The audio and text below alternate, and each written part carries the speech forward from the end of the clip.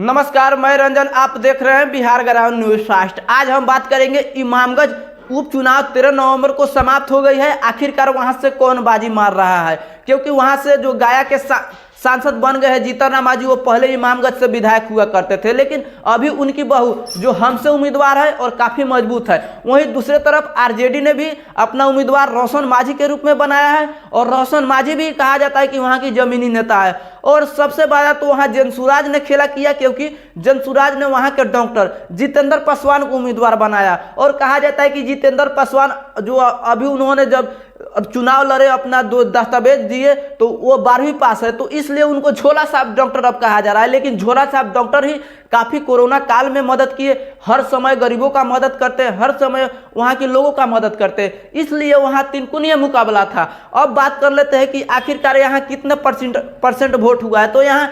51.01% की वोटिंग की गई है। और अब बात कर लेते हैं कि आखिरकार कौन जीत रहा है और किस जाति का वोट किधर गया है। तो सबसे ज़्यादा यहाँ माझी समाज है जो 70,000 है, और इसमें से एक तरफा वोट चला गया है आपके दीपा माझी के साथ, क्योंकि दीपा माझी जीतन राम मांझी की बहू है, जो केंद्रीय मंत्री है जीतन राम मांझी, और बिहार सरकार में मंत्री संतोष सुमन के पत्नी है, और उनके जो माँ है वो भी विधायक है हमसे। तो इसलिए दीपा माझी के साथ जो वहाँ से अधिकतम वोट चला गया है। लेकिन रोशन मांझी भी अपने तरफ करने में कुछ वोट कामयाब हुए हैं, क्योंकि जिस तरीके से जीतन राम मांझी वहाँ से 9 साल से लगातार अभी विधायक थे, उनकी काम से नाखुश लोगों ने जाकर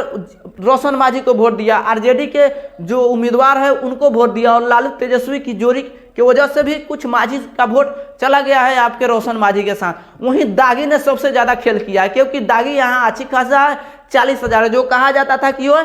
पूरी तरीके से एनडीए के साथ है, और हम के प्रत्याशी जीतन राम मांझी के बहू जो दीपा माझी है उनके साथ है। लेकिन क्या हुआ है, इसमें से भी वोट, जैसे अभय कुशवाहा वहाँ डेरा डाल दिए थे, तमाम आरजेडी का लोग डेरा डाल दिए थे कि किसी भी तरह से दागी समाज का वोट आरजेडी के तरफ शिफ्ट हो, और यही खेला हुआ है, क्योंकि यहाँ से 40% दागी का वोट चला गया है आरजेडी के साथ, और इसलिए थोड़ा यहाँ दागी ने थोड़ा उनको पछड़ाया है दीपा माझी को। और पासवान तो सबसे ज़्यादा खेल किया है, क्योंकि भले जीत जो वहाँ से चिराग पासवान एनडीए गठबंधन के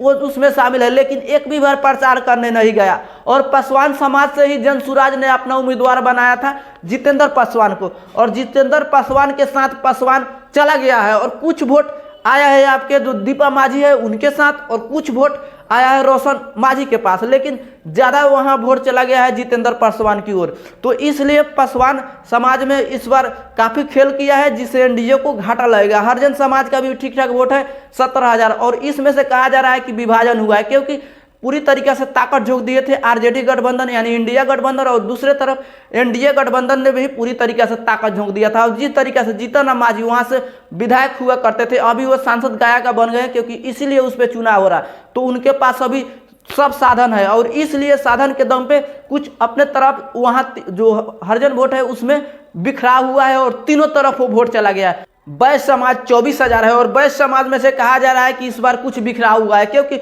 9 वर्षों से लगातार विधायक थे जीतन राम मांझी, अभी वो गया के सांसद बन गए, इससे पहले वहां के विधायक हुआ करते, लेकिन उनसे लोग नाराज है, इसलिए कुछ वोट उसमें से आ रहा है रोशन मांझी के पास, और कुछ वोट आ रहा है वहां से जो जितेंद्र पासवान है, क्योंकि जितेंद्र पासवान वो जमीनी वो डॉक्टर है। वो कहा जाता है कि अब लोग कह रहा है कि झोरा पास है, लेकिन झोरा पास डॉक्टर ही सब लोगों का काम आ रहा था, इसलिए उस वोट में से गया है जितेंद्र पासवान को, नहीं कहा जा सकता है। लेकिन अधिकतम वोट वैश्य समाज को एनडीए गठबंधन के हम उम्मीदवार दीपा माझी के साथ चला गया है। और राजपूत कहा जा रहा था कि एक तरफा चला जाएगा, जो वहां से दीपा माझी उम्मीदवार है, जो जीतन राम मांझी के बहू संतोष सुमन के पत्नी दीपा माझी के साथ। लेकिन क्या हुआ है, प्रशांत किशोर जो अपर कास्ट से भी बात कर रहे हैं, अपर कास्ट से मुलाकात कर रहे हैं, जिसके वजह से वहां से वोट कुछ टूटा है, और वो वोट आ गया है। आपका बात की जाए तो कुछ जैसे कि 60% वोट आपका चला गया है वो दीपा माझी के साथ, लेकिन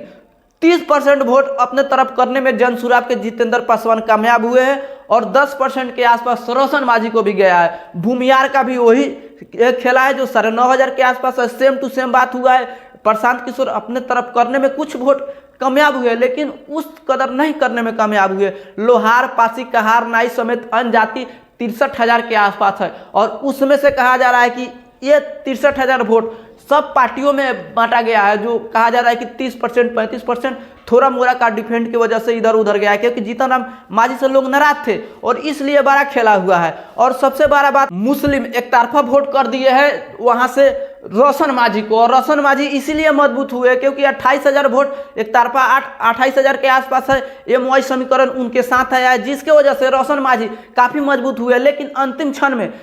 जीतन मांझी भी अपनी पूरी ताकत लगा दिए, बूथों पर इस कदर मैनेजमेंट किए कि वो भी अब लड़ाई में आ गए, लेकिन वो पिछड़ रहे थे। लेकिन जिस तरीके से अभी चिराग पासवान नहीं गए, जिस तरीके से वहां मुस्लिम और MOI समीकरण की बात की जाए तो एक तरफा जो रोशन मांझी के साथ गया है, मांझी समाज में बिखराव, दाखिली समाज में बिखराव, यानी तमाम जो जाति है उसमें बिखरा हुआ है, क्योंकि जीतन राम मांझी वहां से विधायक हुआ करते थे, उनसे लोग नाराज थे और इसलिए वहां से कहा जा रहा है कि जो रोशन मांझी है उनकी एज माना जा रहा है। तो आप तमाम बातों को जाने किस कदर रोशन मांझी थोड़ा आगे दिख रहा है, लेकिन दीपा मांझी भी पीछे नहीं है, क्योंकि पूरी जो अंतिम क्षण में जो खेला हुआ है, जो जीतन राम मांझी और संतोष सुमन ने खेला किया है, जिसके वजह से वो भी लड़ाई में आ गए हैं। तो आप देख रहे थे बिहार ग्राम न्यूज फास्ट। मिलते हैं अगले वीडियो में, तब तक के लिए धन्यवाद।